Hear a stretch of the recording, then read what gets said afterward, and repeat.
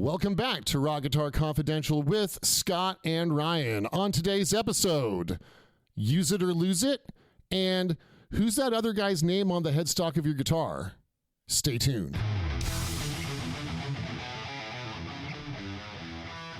But bar chords are just a fact of life. If you're a guitar player, you have to make peace with the bar chord. You have to, and not only that, you have to embrace it and for all it's worth. You know, I love bar chords. I mean, if you look at some of my favorite guitar players, like Van Halen and Warren DeMartini and Red Beach and the stuff, the riffs they write are based around bar chords. Brad Gillis, yeah. You know what I mean, there's all these cool riffing ideas. You start with the bar chord and you do all this, susses and add nines and stuff, and major to minors. It's just so much cool stuff you can do with that. But I think. That's so funny because I don't remember being this way when I was a kid. Maybe I was. I just don't remember. Maybe I'm giving myself too much credit, but I don't remember thinking this is hard. I want to stop. Yeah, I never thought that once. It's like, dude, whatever it takes to play like Eddie Van Halen is what I'm going to do. I don't remember. So it's funny you mentioned that because there's some. Well, I guess I'll make 2 points. One is that it's just different for everybody. That's right? true. Yep. Everyone, level of passion when they start is different too. What's the fire? And they're like, you and I were very fortunate when we started playing guitar. Oh yeah, it was mid '80s. It's like the dream for a guitar player. Oh, absolutely. It was just everywhere. The culture, right? But it's impossible not to be inspired 24 hours a day because there's always something amazing going on. You know what I mean? Yeah. So when people first start and they get their open chords, it's always that D string root position F and F minor that gives everyone trouble, right? Because of the bar. Right, because of the bar, right? The bar raises his evil head out of the lake and then dips back down. It's like most students have trouble with that, but I've got a student right now where he's having trouble with playing a B chord with 3 fingers on the same fret. Yeah. That's the one that's giving him trouble, but the barring is no problem. That's weird. I find a lot of times people struggle with chords like C. As well, because you have to the sides of their fingers want to come and dampen the strings underneath them, so you have to learn to push them up a little bit, and it's a natural challenge. But honestly, it's just one of those things that I don't remember ever thinking that was a big deal. So I don't remember bar chords giving me trouble either. I just remember thinking, oh, it's like a power chord with a different tail on it. Yeah, exactly. That's the way of thinking of it. And then for me too, it was just one of those things. I mean, the only time I ever remember thinking bar chords kind of sucked is I remember doing. A bunch of shows when I was in the band the morning after, and right before that I was doing this acoustic project too, and so you're doing 3 sets of 50-minute sets with an acoustic guitar, and you're playing bar chords the whole time. Even for me, a guy who plays guitar 12 hours a day, eventually I kind of, oh man, that was the day after was a tough project because everybody had to chew their arm off at the end of the gig just to get out of there. But I mean, you wake up next to some strange venue that you didn't really mean to play. Oh my god! And you're like, oh shit! How do I get out of here? But an acoustic guitar doing bar chords for 4 hours can wear you down. That's the only time I remember thinking, oh man, Yeah, thinking, oh man, electric guitar is way cooler. It is in every way cooler. This is the early 2001, 2000. People didn't remember the electric guitar was way cooler. Limp Bizkit era. Well, for me at that time, it was the John Mayer, Goo Goo Dolls sort of Vertical Horizon era, that kind of thing. But that's back when everyone thought acoustic guitar was cooler, as it was so much more real, man. It was real. We're just being real with our emotions. Spoiler alert, no, it wasn't. It wasn't. No, but that's just because I'm thinking of transport yourself way back to those days. I'm trying not to. 2001s. I'm trying to avoid doing that. I know. Although, shortly before that were my years playing in Girth, and that band ripped. Yeah. So that's that was kind of at the tail of the new metal thing. Girth wasn't new metal necessarily. They were more like trad metal, but with a little bit of new metal leanings. Trad metal. Yeah, you know what I mean? Traditional metal. Yeah, that kind of thing. Which is good. That's the kind of metal I'm most into. Is the hell yeah. That's what I want to hear. You know what I mean? Fuck yes. But bar chords is the first of many challenges you're going to encounter when it comes to playing guitar. Yes, which I think brings us to our first topic today, which is what is the hardest thing to develop, and then what's the hardest thing to maintain when you're a guitar player. So I got thoughts, but I'm gonna cede the floor to you, my friend, and see if you. Boy, what's the hardest thing to develop? It's one and the same. I'll tell you exactly what I think it is. I think that overall, playing the type of rock guitar that we like. I describe it as athletic rock guitar. Yeah, that's true. Yeah. So if I went on vacation for a week somewhere where I didn't have my guitar, as soon as I come home, I can tell I lost a step. Oh yeah, for sure. I can tell I lost a step. Yeah, sometimes more than one, depending on how long. Yeah. So just maintaining overall strength and stamina to where you're able to articulate the desired amount of note separation when arpeggiating. Or playing any kind of like melodic group, right? It takes a lot of strength and stamina to get, to get the kind of note separation that is desirable. So to play clean, like sweep picking, maybe doing that kind of thing, or talking about just in general. Yeah, sweep picking, definitely. So there's a bunch of different warm-ups that I'll do to get back into it, a bunch of major scale drills, playing triad arpeggios like within the 7 modes of the major scale, stuff like that. Like stuff that I know I need to do just for myself, just to get myself maintain. just to maintain, just to get my skills back physically, right? And there's some torturous trill exercises and some, there's a thing I do called the claw. Nice. Right. That sounds very Ryan Bow, actually. Yes. It starts with like a 12th position, like root position D major 7 chord. Right. So you've got all your fingers like in a stack, right? Frets 12, 11, 10, and 9. Right. And then you arpeggiate, right? You pick down, down, down, down. You pick up, up, up, up. And then you move one finger down a fret. Oh, yeah. And then you do it again. Then you move another finger down a fret. So by the time you get to waking up your left and right hand. And then by the time you get to the nut, like your left hand really hates your guts. There's so many things like that for sure. Well, I'll tell you. So anyway, in my opinion, I think the hardest thing to develop is picking.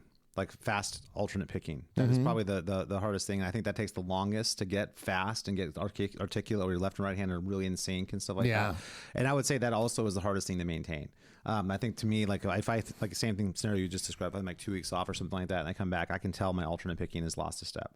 You know what I mean? And I got to kind of get that's like the thing I'm constantly working on maintaining is I want to have that complete freedom when I'm playing. I want to not have to think about my picking. I should be able to play anything in any direction at any time. Yeah, like alternate picking should be automatic. It should be your default, and if you're doing something other than alternate picking, it should be because you choose to. Yes, exactly. What I'll do in that scenario is I'll back up to my legato technique, tapping and sweep picking. If my alternate picking's not feeling quite up to par, so I can cover all the ground I need to cover creatively with those other techniques. So kind of like my fallback techniques. Yeah, if that makes sense. Sure. Because I could sweep pick and I could roll out of bed any day and sweep pick. It's like the easiest thing in the world. And then legato, same thing, and tapping. And that's like where I started when I was first learning to shred. I could shred the shit out of legato and tapping. I didn't realize until I was probably playing guitar for like 4 years that you can alternate pick.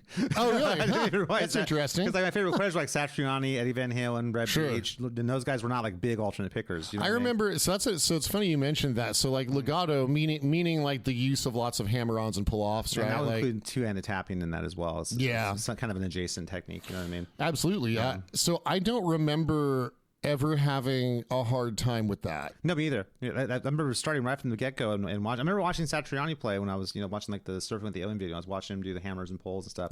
So I just assumed that's how you do it. And I was like, I was like playing guitar for 2 years at that point or something, or 1 year when that came out. Yeah. And so I was just that. And then when we were watching, I'll never forget, it was actually the Crossroads movie. Oh. And they had an up close of Steve Vai's picking hand as he's running through one of the scales. I'm like, wait a minute, is he picking every note? Yeah. How the fuck is he doing that? I remember that kind of dawned on me after playing guitar for a couple of years. I'm like going, oh, I can pick every note. I didn't realize that you're supposed to do that. And I was like, let's go back and relearn how to pick. I just say, okay, my legato's there, and I can totally shred with legato. Yeah. But if I don't know how to pick, I got a big empty blind spot right here. I got to go develop that picking technique. You know what I mean? I remember Al Di Meola was like all my formative years hanging out at Guitar Player Music. There was a lot of I've got to give a shout out to Mark Miner, our buddy Mark. Did Mark turn you on to Al Di Meola? I think Mark might have been the guy. Oh, wow. Like, I know Mark turned me on to John Sykes. Oh, Sykes. So for whom I will forever be grateful. When it comes to Mark. Yeah, right, totally. Absolutely. John Sykes is like his spirit animal. Right, totally. Yeah.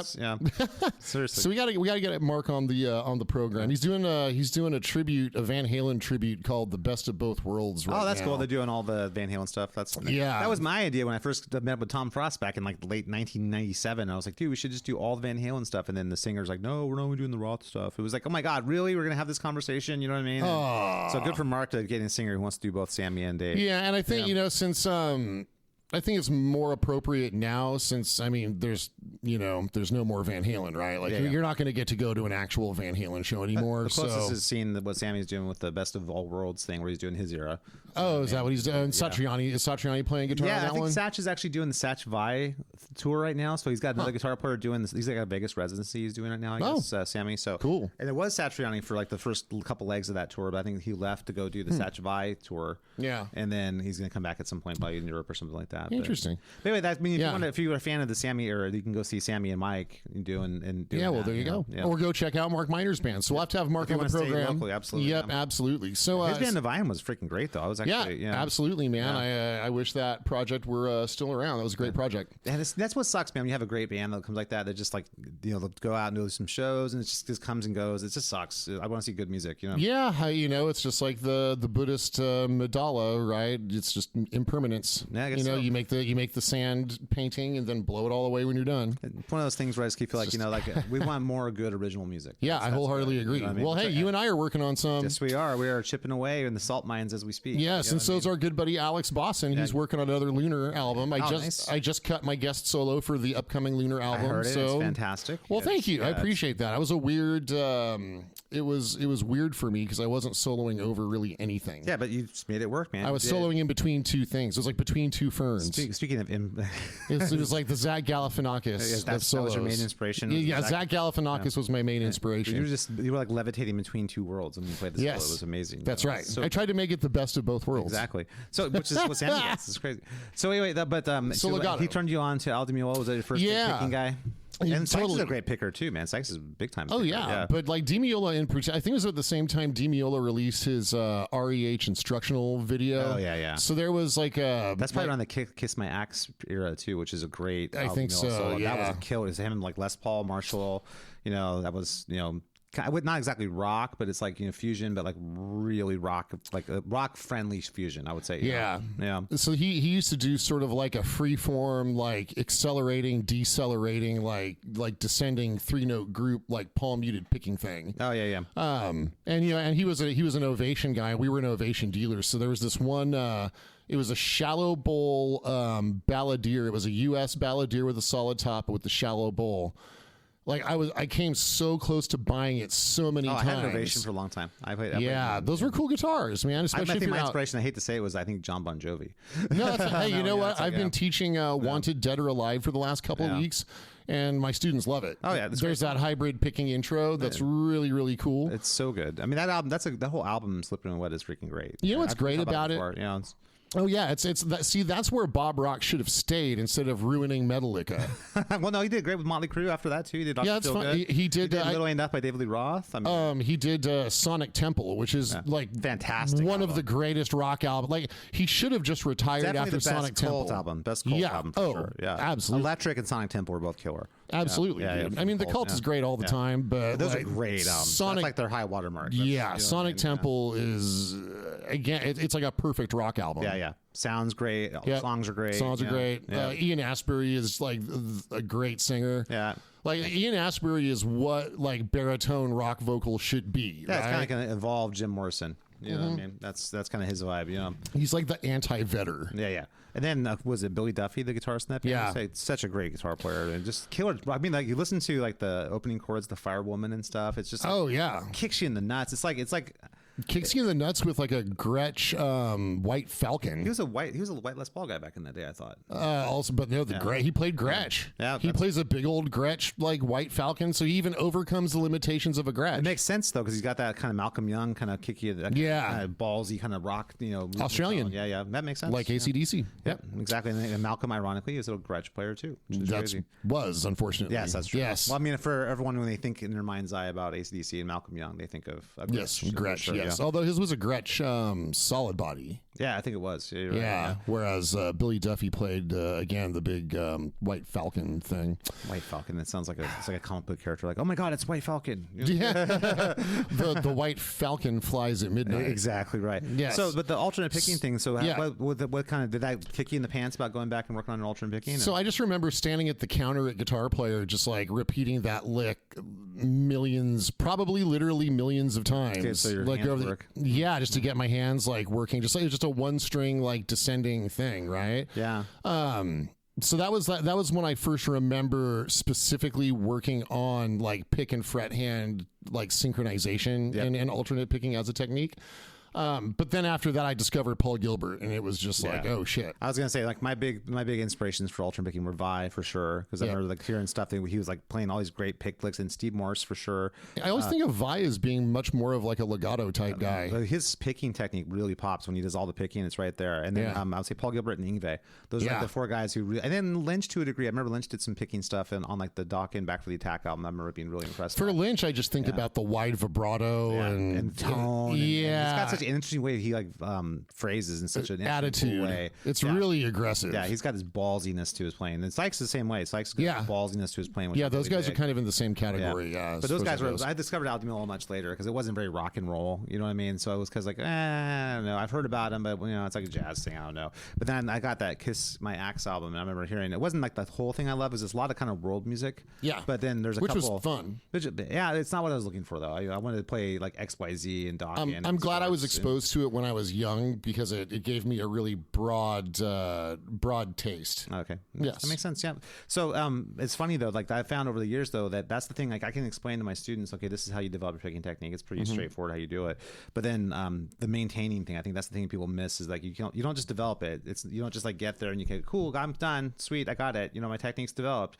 It's more like one of those airport walkways where you can't like sit still, because if you sit still you're going to go backwards. You know what I mean? You have to keep maintaining that. Like once you go, however far you go, you got to keep that same level of energy, else you're going to backtrack. You know right. I mean? And it's hard to impress that upon new players too, because you get my students, we get through like the first method where you've got all your open, major, minor, dominant, and then bar chords, right? Yep. And then a lot of the time, not all the time, but a lot of the time, we move on to pentatonic scale studies, and like which is just like the most important scale to learn if you're just getting going. Sure, but like sometimes the most important scale, period. But I guarantee, like by the time we get halfway through the pentatonic scale method, like half our stuff's gone. half of our open chords are forgotten. Yeah, that's why I call it the game of whack-a-mole. Yeah, like you're only good at the one thing we're working on at the moment. And I always impress upon them. I'll stop every like couple weeks and say, okay, remember, this is what your practice schedule looks like. Make sure you're doing this. Make sure you're doing this. Make sure you're doing this. Like, don't just focus on this. You need to focus on this. Yes. Yeah. Devote a session to maintenance. Yeah. Dude, like I practice guitar about 2 hours a day every day now. And that's in addition to all the professional, teaching 6 hours a day and then, doing sessions and things like that. So I play guitar like 10 hours a day, but like 2 hours of that is practicing. Yep. And that practice is almost exclusively maintenance. That's not all. There's like 2% that's new stuff, but like it's like 98% maintenance. Just got to maintain it. Yeah, exactly. So you can't, because if you don't, it just goes away. And it's just like, it's like, I always describe it like going to the gym. If you go to the gym, you work out, you get in good shape. And if you like sit on the couch for 3 months, it just all goes away. It's the same. It's exactly the same. So you have to kind of recognize that. And I think that's why having phenomenal technique is so rare, because it takes such a level of discipline to develop it. And then whole another level of discipline to maintain it. Well, and sacrifice too, right? Yeah. So you're not, if you're a teenager, that's time you're not hanging out with your friends. That was an easy bargain for me, man. Out getting into trouble. Yeah, I was like, I want to be the greatest guitar player the world's ever seen. I was like, whatever that's highest priority among everything else. When I was that age, when I was like 14. Yeah, my highest priority. I wasn't thinking with my brain above my shoulders. I was thinking with the other brain. I gotcha. Yeah. And it dictated most of what I did back Literally. then. Yes. Now, luckily, that still included playing guitar. There was a correlation, but.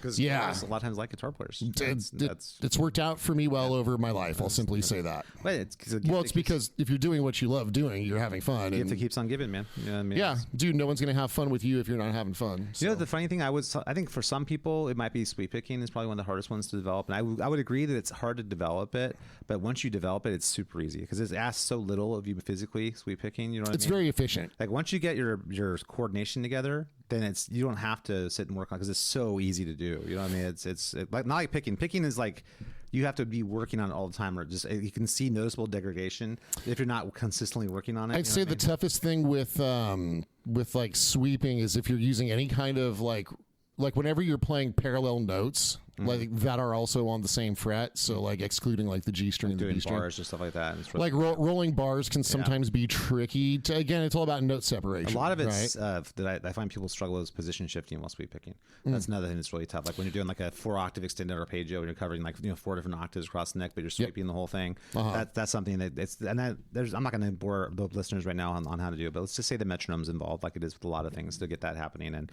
anyway, but once you get it though, it's relatively easy to keep. keep. It's not like, but I don't think picking's that way. Picking, I find that if you aren't on it consistently, it goes away really quick. You know what I mean? At least for me. I feel like I take that kind of for granted, but I mean, again, we're playing guitar like all day long, so like, I mean, that's one of the great things about teaching. Yeah. You know, so and I think the bar for what I consider to be doing good is pretty high. Yeah. You know what I mean? It's got to be completely effortless, right? You know, and with perfect synchronization. Automatic. You know what I mean? That's what I want. So absolutely. So now you are the master of a technique that I have yet to master, and that's like using the ring finger of your picking hand to pick the next string and ascend while tapping. Yeah. Well, I that's stole the that from Red Red Beach Beach. Yeah, it's like I talked to Red Beach about it. I told him I totally stole your thing, dude. I'm teaching people every day now to do it. I don't know why no one else does it besides you and me.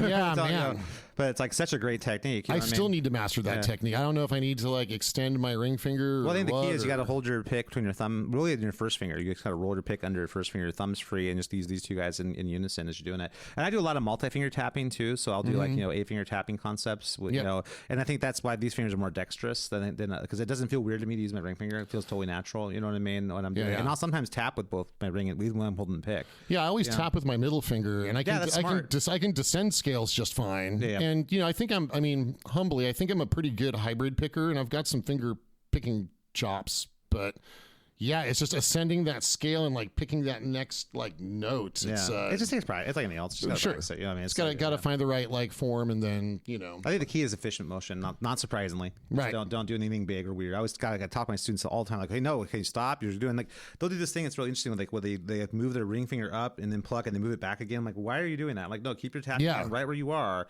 and just very like boop boop boop. Like watch when I do it. I'm not moving my hand hardly at all. Right. Yeah, totally. That's how it is with like the like hybrid picking stuff. It's why you know. Barely move, you know, and it's actually easier. They go, no, it's so hard. It's not harder. It's just not used to it. Sometimes that's a difficult thing to tell the difference between this is so hard or I'm just not used to it. Right. Like very often it's not actually that hard. They're just not used to it. Yeah, and we're not trying to work any harder than we have to. No, always trying to work as little as possible. Yes, that's the exactly. goal. You know, that's the long-term goal. Just like any other good American. There's the dichotomy. Yes, just like any other red-blooded American. Just trying to work as little as we possibly can. Right. You watching Netflix while you're on the clock, you know.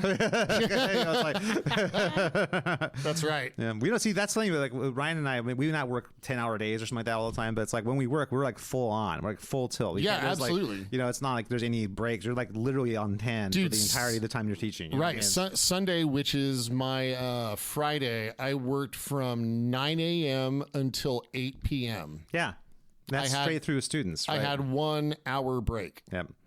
But that's so there's no downtime, right? Yeah. Like yesterday, I taught from 2:30 to 8:30 straight through. Yeah. But that's like, oh, it's not that long. Like, well, if you think about it, that's literally like 12 students back to back with no breaks from 2:30 to 8:30 at full tilt. Well, yeah, where every student deserves like full your energy best. and attention. Yeah, that's exactly. right. And that's a lot. It's like having a bunch of little half-hour gigs like right after each other. Yeah, with like, no break in between. And you have to reset right away. It's like, okay, here we go.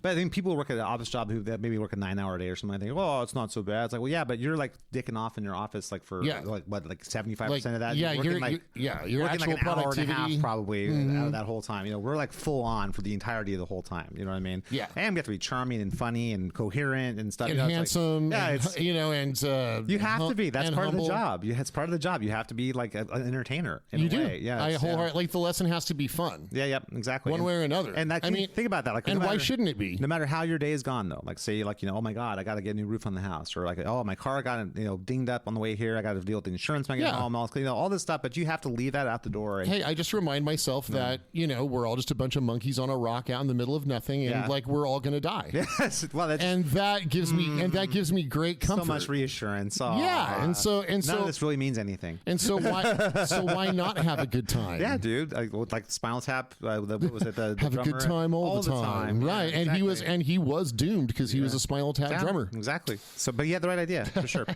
Okay, now I think it was Mick Shrimpton. I think that that's probably wrong. Yeah. So rest in peace, Mick Shrimpton, who may or may not be dead. The actor who played him. He's dead. I'm sure he's dead. Oh, really? Yeah, sure. Yeah. Oh yeah, he's dead. He's dead. I put a double tap in the head. He's dead. I promise you. That's right. He tried to get back up. Didn't work. Yeah. So rest in peace, Mick Ryan just Shrimpton. admitted some shit. We can move on now. Okay. I just like saying Mick Shrimpton. That's true. It's a great name. Shrimp. It's in there. It's good. It's a good name.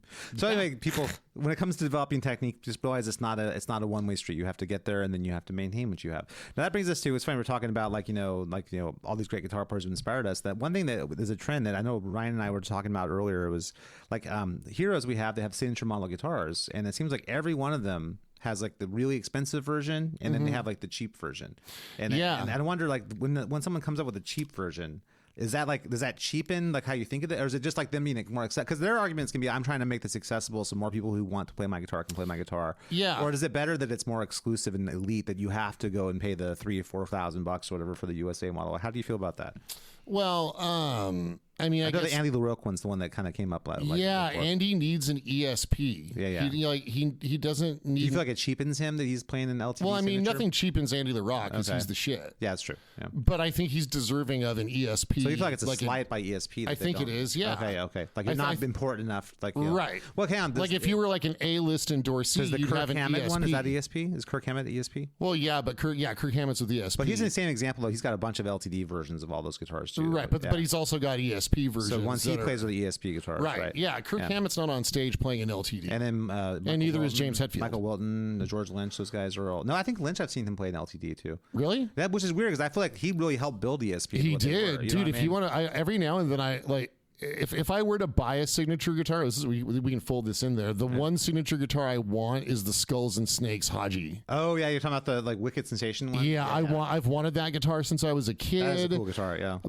Dude, like $5,000 or more, depending on which. I wouldn't, I mean, I've already got an M2. Yeah. A Japanese M2. It's an ESP M2. It's not fancy. It's just the standard series M2. Sure. But it was made in Japan. It's a pro guitar, and it's got kick-ass like brushed aluminum EMG kind of like the pickups in old it. school like 3120 Prestige series Ibanez guitars and stuff like that. Back in the Japanese, like high level Japanese made. I know that there's a lot out there about. So look, a Mexican or Indonesian guitar is better than ever. Yeah.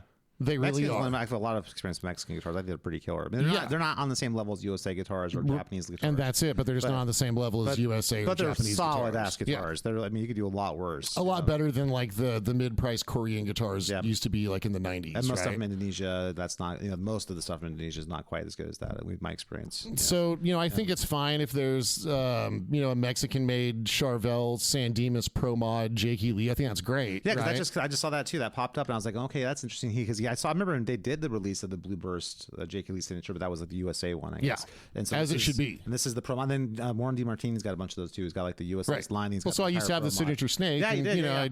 I sold it to my buddy Dan, and he loves it, and that's great. I'm glad it found a home. Yeah, I mean, it's a good guitar. I have two Mexican-made guitars that came out of that factory, which is were they built under the Mexican moon? They were actually. Nice. They had my song playing the whole time. Hell yeah, that's a Scott Allen Project classic. As far as I know, that's what it was. Nice. So I got the EVH Bumblebee, the old school one from like way back in the day, like the Van Halen 2 Bumblebee. Yeah, and I have a Charvel that's got some DiMarzios in it. I got a Charvel San Dimas that's like that kind of thing. So the original Van Halen 2 Bumblebee guitar? Mine might be a SoCal. I think mine's a SoCal.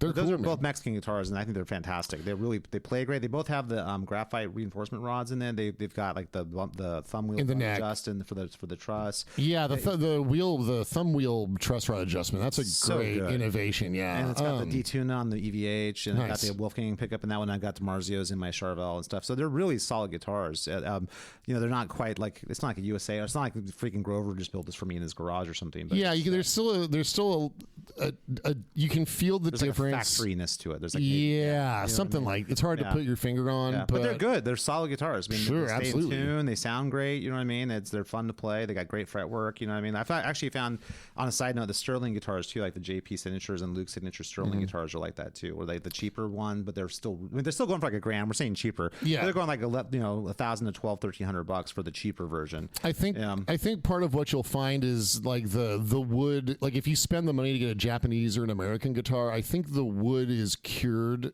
more, carefully or to a better degree. Everything's That's just a hard way, weird way to describe it. But so I think they don't have like the one size fits all sort of finishes like they do in the imports. You know what I mean? So your super high end guitar is going to be less susceptible to changes in temperature and humidity. Yep. Right. That's so that's the thing. Yeah, it's a pro guitar, right? Like, and so that, and back, this might be different, but my other beef with like the LTD type guitar, right? Which it used to be those were coming out of Korea. Yeah. That's where the LTDs were from Korea, right? Right. No, actually, were they still in Japan and they switched to LTD? Well, I mean, don't think so. LTD is just, hey, we want to offer our guitars to stupid Americans.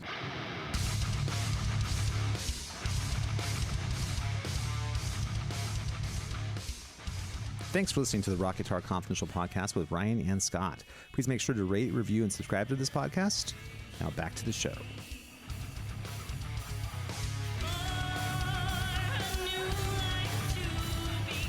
That's what I mean. So Were they still we're making gonna them in keep Japan all the- initially when they switched to the LTD line, or did they already offload that to Korea when that happened? Well, LTD's always been Korean. That's what I'm asking. Yeah, so they never LTD made it in is- Japan yeah. ever. Okay. So like it was like remember like Hamer had the Slammer series. Yep. Hamer Slammer. Same thing. That's what they. Yeah, so you put another label on it for the. Man, talk about guitars. I miss Hammers, man. I miss Hamer. Those That's are another so one that I cool. always look for. I've So got my cool. eyes open for a Hamer Californian Elite, like Yeah. the all flame maple body. Yeah.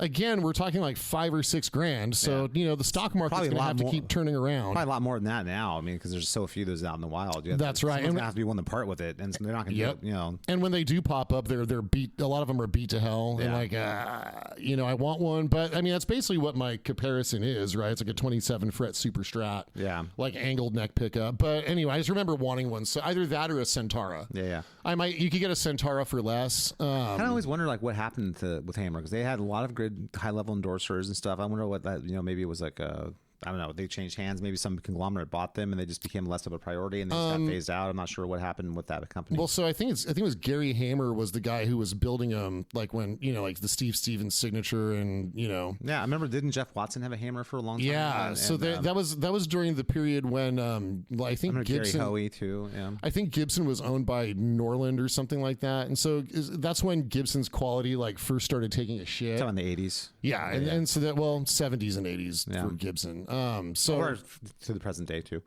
And so Hamer started building, guitars that had, like Gibson style bodies, right? Like the special, it was like a double I was like, arch top, almost right? like PRS kind of. Kinda, yeah. Proto PRS sort of. Yeah, total proto PRS. I know exactly yeah. what you're talking about. Yep. But they also built super strats, the Chaparral and the Centaura and the Californian, like really cool super strats. Like California is just right on the nose. You can tell it's like a Charvel kind of Jackson kind of guitar. You know what I mean? I think Vernon Reed was playing the Chaparral, but he was a Hammer guy too. You're right. and he was also an ESP guy, right? Yep. So there's another one. They released a living color like commemorative. the green and white. Yeah, with the swirl on it and stuff. That's a cool guitar, man. Yeah, but they released it as an LTD. I'm not going to pay money. LTD just says, stupid American, you don't get the good stuff. Yeah. Well, I mean, Lynch's entire series is all CDs now. I don't think you can get it. Yeah. It was, I just, man, like, as a kid. Actually, I think you can get the Wicked Sensation guitar with You can. but LTD, not. which not, yeah. I'm not buying anything with LTD written on it. Yeah, I'm just it's not. just across the board. Just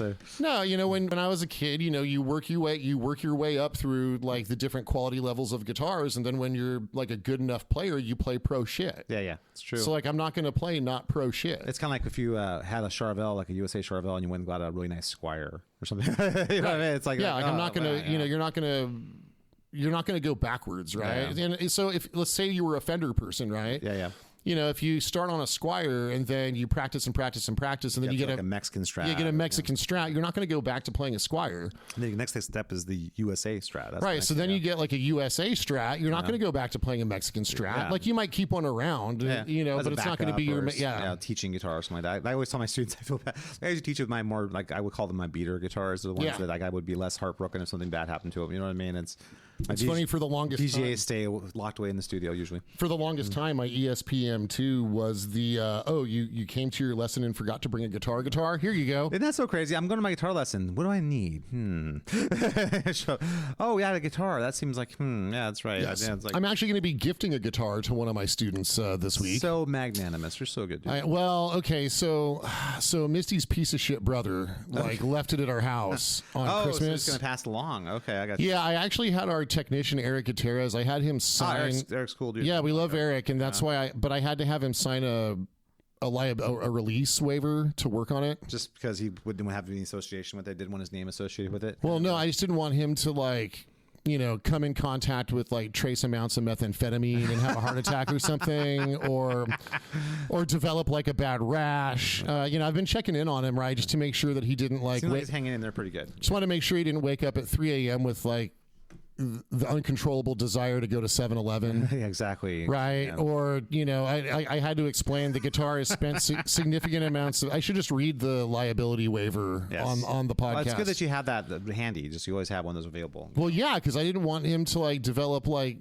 shingles or something. Yeah. Or like, I included specific verbiage, protecting me legally if he contracted any of the hepatitises. Okay. Hepatitis A, B, or C. F, which is something the government's, right. Or like some new form of hepatitis that only Misty's brother, who's really only her half brother. Super hep. I always remind her of that. I'm like, he's really only your half brother.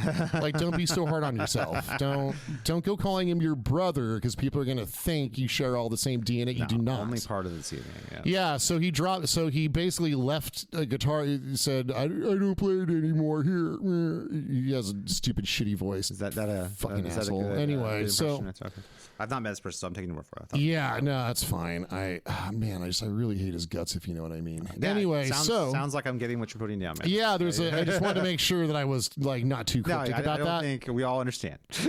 Yeah. So anyway, so it's this Mako Stratocaster in like a chipboard case. Yeah, it's right over behind your right shoulder. So oh my god, it was here the whole time. So you know what? I paid Gutierrez handsomely to fix it up and put some new strings on it and clean all the biological material off of it. Right? I gave him some extra hazard pay. Some kind of like hazmat thing he goes in. Yes. And stuff, yeah, absolutely. Because I didn't want to touch it and get it all in, like get his DNA and skin flakes and shit all on my fingers. Playing someone else's guitar, there is actually was that all their DNA and sweat and grime. Oh yeah, that's another one. Dude, I've thrown away whole new sets of strings because I let someone play the guitar after a string change, and then it's just all grungy later. I can't stand it. It's amazing how much people's body chemistry changes too. Like some people just destroy strings. Like whatever's going on in their fingers, the oils, the acids, the whatever is happening in their fingers, their body chemistry, it just eats the strings. It's crazy. It makes me wonder.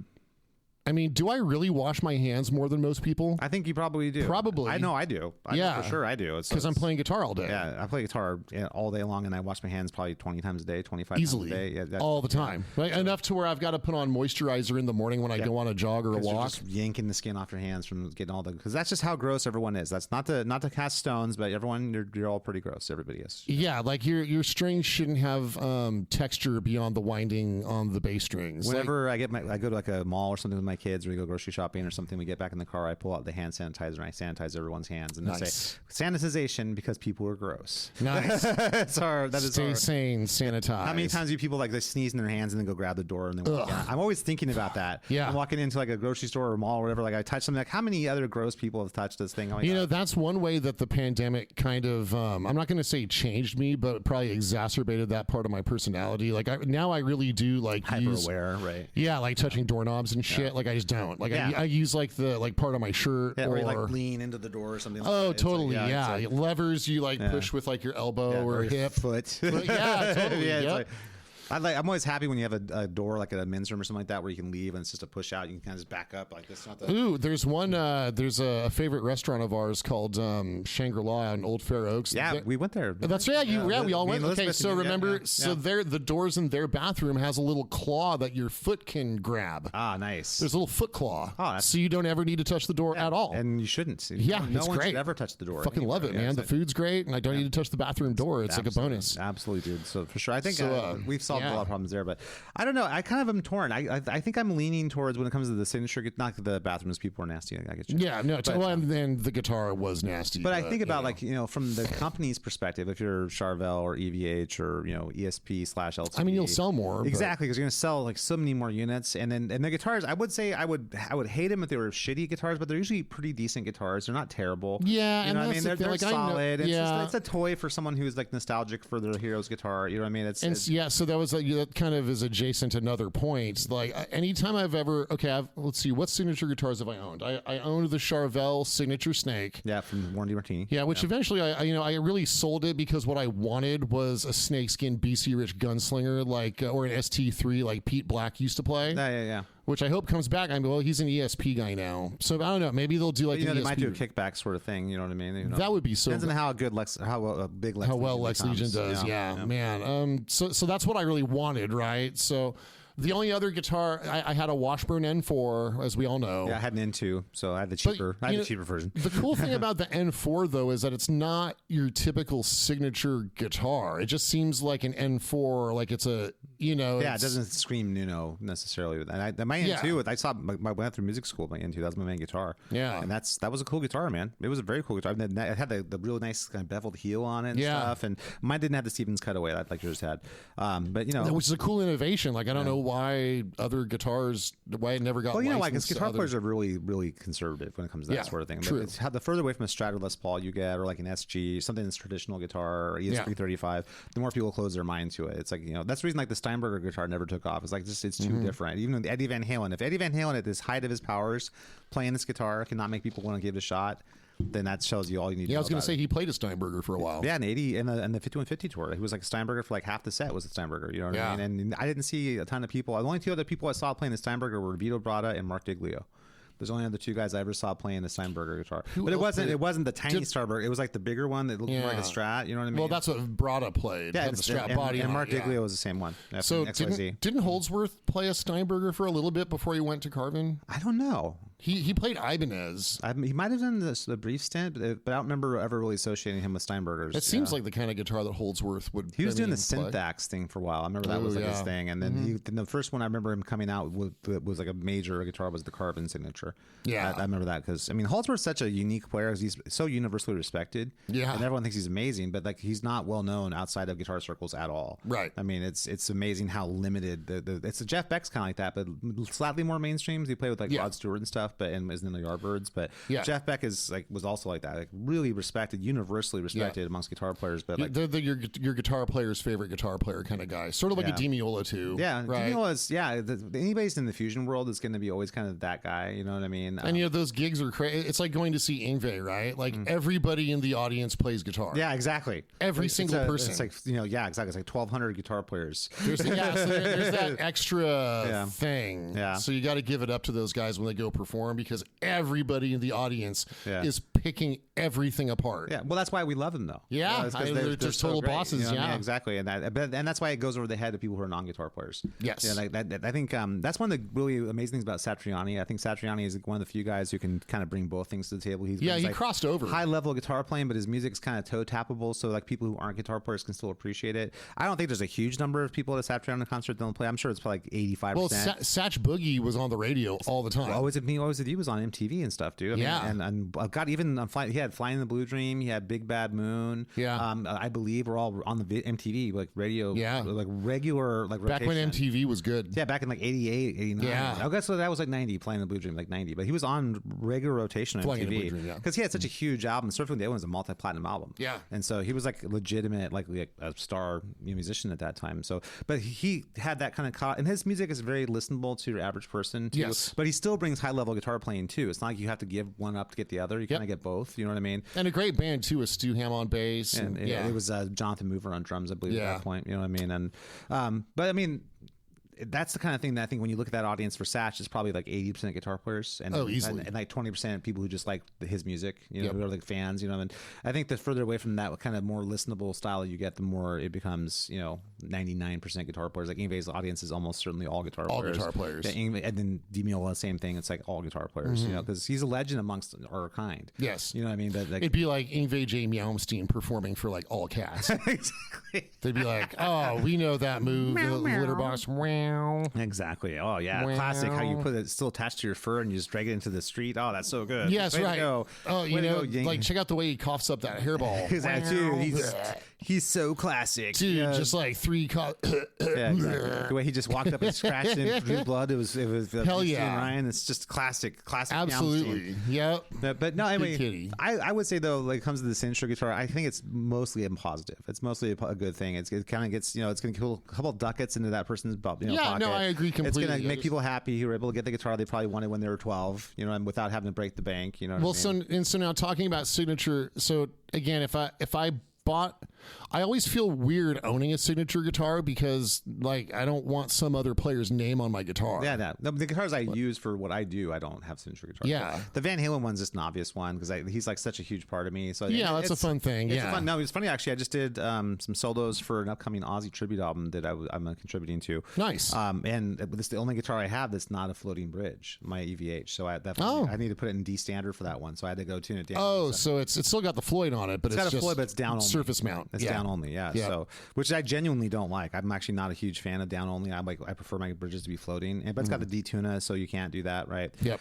So yeah, that's my guitar. Whenever I have to do any alternate tunings for recording sessions or for teaching or whatever, I always have that guitar on hand. So it's not just a cool. There's also something very was subversive to me about playing a bunch of Randy stuff with an Eddie Van Halen guitar. Oh, It's like, ha. well, If only you guys knew. There's recordings of Randy playing Van Halen stuff. Yeah, I know. Yeah. Well, because Van Halen was the biggest guitarist in the world, and Randy was teaching. You'd have what I to, mean? yeah. Exactly. So, but anyway, I love that guitar, and it's a really solid guitar. I've taught with that for probably more than a decade now. That one and my Charvel bin. I got the Charvel because it's kind of like halfway between like Steve Vai's Green Meanie and Jakey Lee's Whitey. Mm-hmm. It's like halfway between those two things. You know what I mean? Yeah. That's a cool guitar too, with like the green pickups. Yeah, exactly. So it's got a little bit that Vi thing going. It's got a little bit of that Jake thing going, and it's like it's not really either, but it's kind of it gives me that vibe when I'm playing. It kind of has Love that, it. like 1986, 1985 kind of That's a cool guitar. So cool. And it says Charvel, which I think is one of the coolest guitar brands ever. Charvel. You know what I mean? I wonder what Wayne Charvel's up to. Is he building anything? He's building anymore? Wayne guitars. Still after the fires in Paradise and all that. I assume so.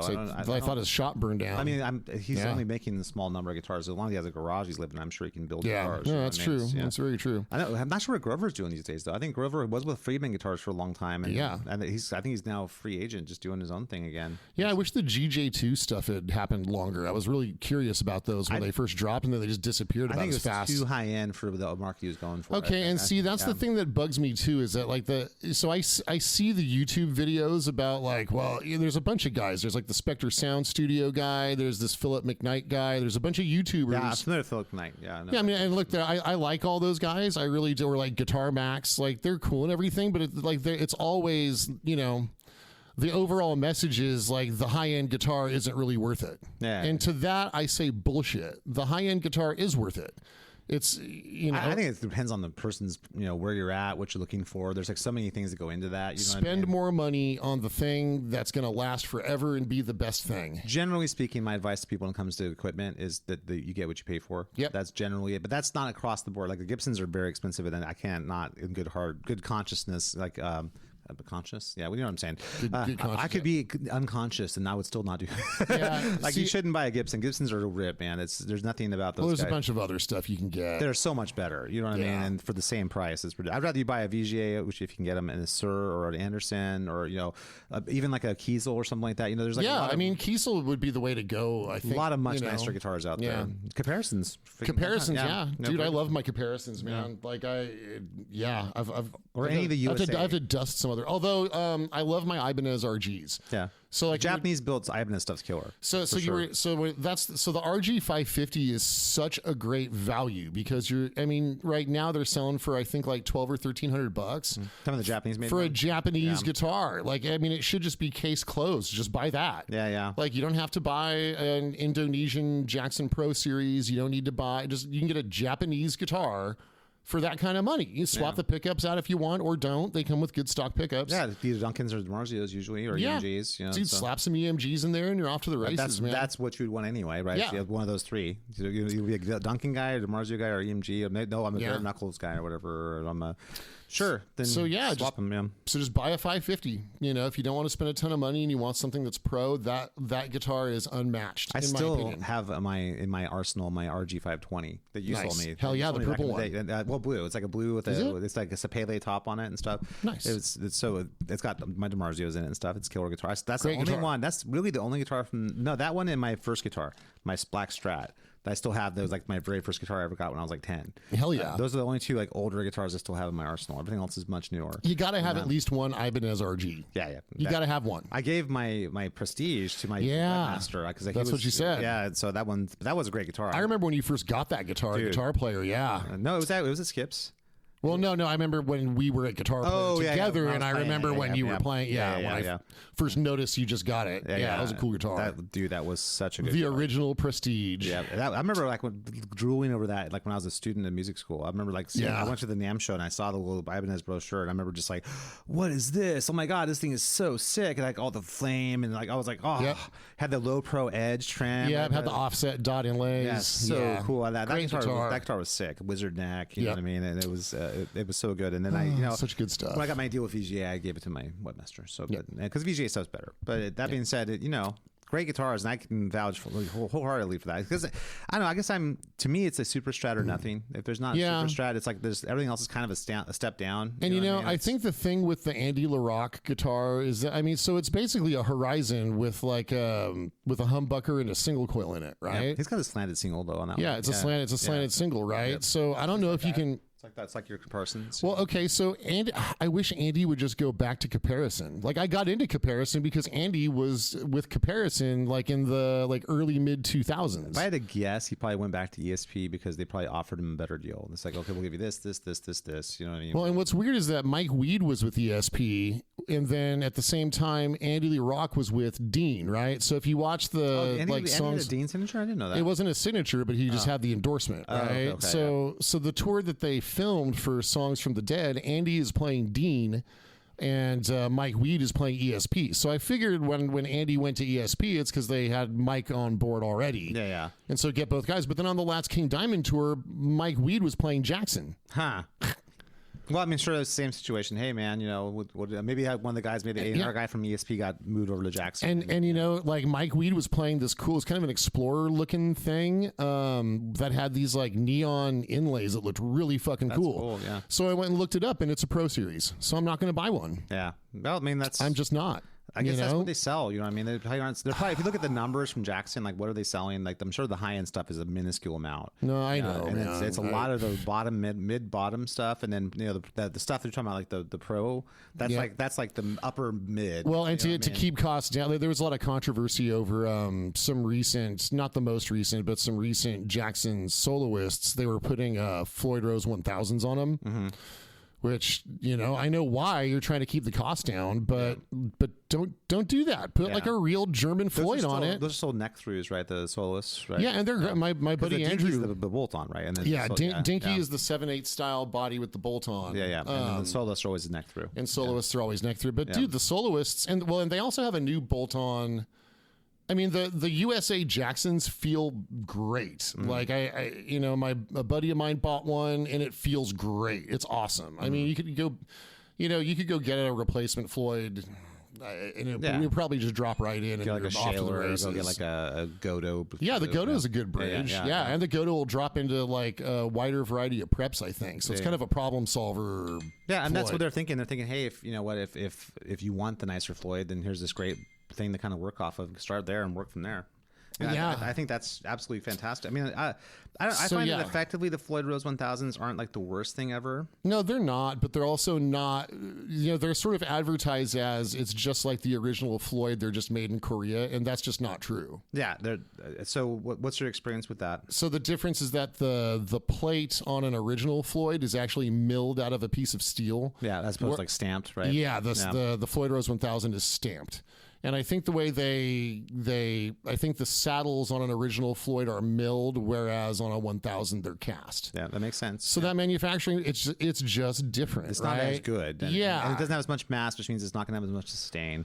Yep. But I think effectively they will stay in tune well. They'll still function pretty well. The Floyd 1000, at least in my experience. Yeah. But they don't. I don't think they feel the same. They're not. No, they're not. And you know what's funny though? I have a very specific kind of feel for a whammy bar that I like it to be a little bit boingy. I like it to be like not as. Some people like a really stiff bar. I like a very loose bar. That's my favorite. Wait, you want the bar to not? No, when I hit it, I want it to flutter. Like if I just flick it a little bit, like that. Because sometimes you want the bridge to. You don't want there to be play in the bar. Not the bar. No, yeah. I want the bar to be like. What I'm saying is like I don't like when I hit the bridge. I have to put some serious muscle to make the bridge. It's a tension thing. Yeah, I like it to be very loose. So if I just flick it with my pinky, it'll go like that kind of thing. That's kind of bridge I want. Nice. I don't want that like super tight. I got to put some really muscle to make it. Right. Agreed. I hate that. And some people are exactly the opposite. Some people because you're a heavy-handed like palm muter or something like that, you have You'll to knock learn, it out of tune if you're not careful. But you have to learn how to adjust for that. And I've always played with a looser kind of spring tension on my guitar, so I'm used to that. So I don't have to do that because I'm used to playing with a light touch anyway. You know what I mean? But I can understand that. I remember the first soloist I ever played was actually my friend Eric Morrison's soloist. Way back in the day. Like we're talking like shout out to Eric. We're talking like 1988, the kind of thing. I remember being like a student of his, and he's like, like let me check out your guitar, man. And I was like, and I remember Eric had some cool Jacksons. Well, he was with Jackson for a short time. He had the endorsement. Bad Trixie. That was the band he was in. It was Bad Trixie. I thought it was just Trixie. Is the name just of the band. Trixie. Oh, okay. I thought he was. Well, I thought he was in Hamster Slam when when I knew he was in Trixie. Okay. I can't attest to before or after, but I know that when I was taking lessons with Eric back in the late 80s. So Hamster Slam must have come before Trixie. I can't remember who he was in before that. I do know that he got the best name though. I know they were, and that's why we can't have the word hamster in any of our songs. By like one of the beer companies, and they had like a no. That was Flashback Alley. That was Joey Monasterio and Glenn Vick and all those guys. Remember and Troy Krebs. Jackson, and it was like Michelob or something. I remember him telling. Oh, really? Okay. Yeah. Well, I remember Flashback Alley was endorsed by Budweiser. I know that was a thing for a minute. Like that was a thing, But I remember that's the first Jackson I ever played, and I remember thinking it felt weird because at that time I was playing like Kramers. I was like a Kramer guy, so I was just a bolt on. Like the neck through was weirding me out because I used to have to navigate the heel and stuff, and it was not that it was bad. It was just different. It was like completely different. I think he played 10s and I played 9s too. That was kind of weird. Eric is a heavy gauge string guy, man. Yeah. He does at least 11s, if not 12s. That's crazy. Wild, yeah. So I remember thinking that was weird. I don't want anything to do with like heavier strings. Thank you no much. No mas. Yep. Thank you, but don't want to make it harder than it has to. Nope. I want it to be as easy. Although I can't, I can't go down to 8s either. So I can't do the also 9s and then 2.5 step down either. Because that's also too. Yeah. Like there's just nothing there. If I do like 9 standard tension, that's exactly what I want. You know what I mean? And should be able to achieve everything you need to achieve. Well, I need to go 9's heavier. Standard tension. That's why I have a 7 string. That's right. If I need to go heavier, I got a low B sitting right there. I don't have to do anything. You know what I mean? It's, So and then you could always find what is known as a bass player. Yes, exactly. Or just learn how to write killer riffs in the standard tuning, because that low tuning does not mean heavy, people. Correct. It just means you don't have imagination. Yes. Imagination. Some of the heaviest riffs ever are not in the drop tuning. You know what I mean? It just isn't true. Learn about the Phrygian mode. That'll give you what you're looking for. You know what I mean? Ooh. Yeah. Yes. And then if that's not dark enough, you could go Locrian. Exactly. Or just straight diminished. Yes. And if you can't do something wicked with those, those harmonic tricks. If you can't create a sensation that's wicked. Exactly. Then no signature guitar is going to help you. No down tuning is going to fix that problem for you. No Skulls and Snakes Haji guitar. It doesn't matter if it's an ESP or an LT. And it's so funny. Like the last thing, the thing about that I was thinking about is what Nils K. Rue, the singer for Lex Legion, and just what a boss he is. Just what a monster singer dude, he I is. can't wait. Man, when does the next single come out? Like, I don't want to wait until June for the whole thing. I know, but like, I got me thinking, like, there's no excuses, singers. We don't have to just keep detuning down to the point where it becomes a big mush. You should be able to sing and hit notes, and you should be able to carry. Yeah, Nils is badass. I'm so stoked. Octave range. You be able to sing in any key. I'm so sick of like, I need to tune down so I can sing. It's like, well, no, because your range is like this big. It's like tiny little range. You should like work on your voice. It's like, I hope they go on tour, and I hope like King Diamond shows up for like a guest, like to do Sleepless Nights with the original band or something. That would be like a fucking cool thing. They think it'd be like, I'm not like into this, man. There's another singer. No, I think King Diamond's cool. You think so? Everything I've ever heard about them going out with a different singer. Everything I've ever heard about King Diamond is that he's just a great dude. Oh, okay, that's cool. Yeah, there aren't any stories out there in the wild or on the internet about him being a dick or something. And yeah, all these years I've only ever heard people like say he was cool. So that's good. That's good. I mean, it would be weird. Like, imagine if XA just went out with like a different guitar player. It's like, oh, okay, yeah. Well, no, it's all good. Come out and do the song with us, right? I think you would. 'Cause you're a cool dude and you're secure. But well, thank you. Yeah, I'm not worried about shit like that, man. Like, remember, we're all just a bunch of monkeys on a rock. This is the most uplifting. Out in the middle of nothing, and we're all going to die. You can possibly imagine. There you go. Everyone's doomed to die. Exactly. That's right. So have a good time all the time. That's the message. Doomed to die, as Tolkien said. You know what I mean? That's right. Exactly. Mortal men doomed to die. Exactly. So let that uplift your week, folks. So here's what I will say too. Last thought on the signature guitars is just, what, guys, get what makes you happy. If looking at that LTD Lynch guitar with the the Kamikaze is something that makes you even 2 degrees happier than you were yesterday, that's a good thing. Then go special order it from Skips. Yeah, Well, exactly. Or buy it from Skips. But don't feel bad. Don't feel like you've gotten lesser than. Think about what it's for. You know what I mean? If you're like a touring act and you're doing like a lynch mob, tribute, you'd probably want to spend the money on the Japanese or hunt down a Japanese or American made. Ooh, and you know what, that crystallizes, I think, my opinion about signature guitars, right? So whenever Ex Aegis does get out and play, like I'm not going to get in front of a crowd of people that came to see me playing a guitar with someone else's name on it. Yeah, that's why I'm not going to buy a signature guitar. Well, I would never use that live, for sure. I would never, because it makes me happy. Like, oh, dude, I'm playing solos in this Randy tribute album with the Van Halen guitar. Ha ha ha. Yeah, that kind of makes me happy on some level. You know what I mean? It's kind of cool. I love Randy. Get it. No shade thrown at Randy at all. There's something very subversive about it. Okay, you could get like a Sandoval polka dot V for your Eddie tribute exactly. band. Yeah, like a Jackson, like with the Concorde or whatever. Yeah. You're playing Eruption on the Jackson Concorde. Yeah, that'd be pretty fun. Like in your face, people who want to pit these two gods against each other. That's right. Exactly. They're both amazing. Everyone just loves both the music. Yeah. All right. Well, that's going to roll for today, guys. Thank you so much for listening to the Rock Guitar Confidential podcast with Ryan and Scott. Please make sure to check out our website at exaegisband.com. That's www.exaegisband.com. God, I'm glad you get the calm at the end. That's really important that they understand that. That's because it's not obvious how it's spelled. I just felt like enunciating. It's true. All right, so guys, we'll have more. We'll have some new music up there sooner rather than later, which is good. But in the meantime, please make sure to follow us on social media. We have links to our social on our website, and please make sure to spread the word about this podcast. Make sure you tell 2 friends, and they tell 2 friends, so that we can keep growing this, and eventually get that mad money, yo. That's right. We'll monetize, and then the quality of the podcast will increase, and it'll be all thanks to you guys. It will definitely be more money for us, though. That's a good thing. That's a very good thing. Totally. Yeah, exactly. And that's going to help us live longer to make more podcasts. We want the entertainment to give to you guys. Come on, you want Scott and I to have both dry food and wet food. Yeah, right now we're just living in the dry food. Yeah, man, I need some wet food. Yeah, drinking out of the water hose. That sucks. Exactly. All right, guys, stay tuned for next week. Have a good one. Talk to you then. Peace.